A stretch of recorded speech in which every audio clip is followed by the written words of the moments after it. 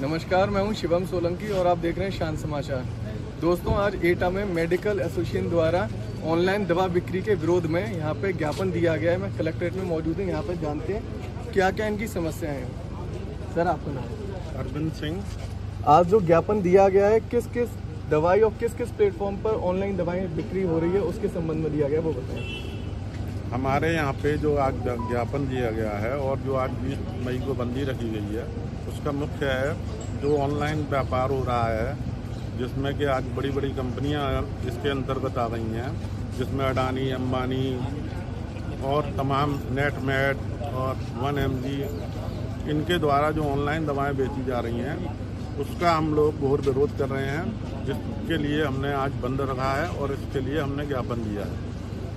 ज्ञापन में क्या क्या और मांगे की गई हैं कि मतलब ये वेबसाइट जो है ऑनलाइन दे रही है दवाएं, ये बंद की जाए या फिर दवाइयाँ सिर्फ बंद की जाएं? हमारा केवल ये कहना है कि जो ऑनलाइन जो व्यापार हो रहा है, जो जितनी बड़ी बड़ी कंपनियां जो ऑनलाइन अपने दवा बेच रही हैं और अपनी कई जगह स्टोर्स खुलवा रही हैं, उनका हमारा विरोध है। क्योंकि ऑनलाइन से सबसे बड़ी समस्या है कि गवर्नमेंट हम लोगों के लिए 20 तरह की रेस्ट्रिक्शंस लगाती है कि हमें पर्चे भी संभाल के रखने हैं, अगर किसी नशीली दवाएं बेच रहे हैं हम, और हमको उसका लाइसेंस भी लेना है और एक लिमिट में ही हमको वो दवाएं देनी हैं। अब चूँकि छोटी छोटी जगह पे ना तो MBBS डॉक्टर हैं और कई जगह तो हमारे जो छोटे जो इंटीरियर हैं उसमें BAMS भी बहुत मुश्किल मिलते हैं, लेकिन गवर्नमेंट का कहना ये रहता है कि आपको उनके पर्चे संभाल के रखने हैं। और आज की डेट में चूँकि हर व्यक्ति को कोई ना कोई मानसिक समस्या है, जो कि हर पर्चे में लगभग वो दवाएं जो NRX वाली हैं वो आती हैं, और ये जो ऑनलाइन बेच रहे हैं ये कोई भी फेक पर्चे पे कुछ भी दवा कैसे भी ऑनलाइन बेच देते हैं। मतलब उसके लिए कोई भी डॉक्टर के पर्चे की आवश्यकता नहीं होती, जो ऑनलाइन आवश्यकता होती है, लेकिन कोई भी पर्चा कभी भी कोई आदमी फेक पर्चा बनाकर और उसको ऑनलाइन कर देता है और उससे वो दवा मंगा लेता है और जिसको वो आसानी से बेच देते हैं।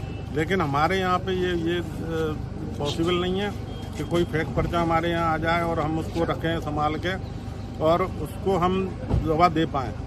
अब ये बिना पर्चे के और बिना किसी के बिना हर तरह की दवाइयाँ ऑनलाइन आ रही हैं और उसमें ये 20-25% का डिस्काउंट दे रहे हैं। तो उसमें ये भी पता नहीं है कि ये दवाएं नकली हैं, क्योंकि अभी कई बार जो दवाओं की उसके लिए छापे पड़े हैं, उसमें कई बार ऑनलाइन दवाओं का जो व्यापार हो रहा है उसमें नकली दवाइयों को पकड़ी गई हैं काफ़ी कुछ। इस वजह से हमारा विरोध है कि ये सब चीज़ें बंद की जाएं, जिससे कि हमारे व्यापार पर बहुत ज़्यादा अंतर न पड़े।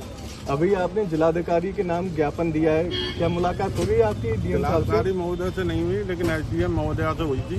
क्या आश्वासन दिया उन्होंने? उन्होंने कहा है कि हम ये आपका जो भी है उसको हम ऊपर पहुँचाएंगे और अपने लेवल से जो हो सकेगा हम इसमें आगे कार्रवाई कराने की कोशिश करेंगे। कब तक का आप लोगों द्वारा समय दिया गया? अगर सुनवाई नहीं होती फिर क्या बड़ा कोई आंदोलन होगा? अभी हमारी जो AIOCD जो संस्था है उसके द्वारा ये सांकेतिक हड़ताल है। अगर इस पर कोई कार्रवाई नहीं होती तो आगे अपनी रणनीति बनाकर हो सकता है कि हम 1 हफ्ते या 5 दिन का बंद रखें। तो ये आपने देखा कि यहाँ पे ज्ञापन दिया गया है, अगर मांगे नहीं मांगी जाती हैं तो आगे कोई बड़ा आंदोलन हो सकता है।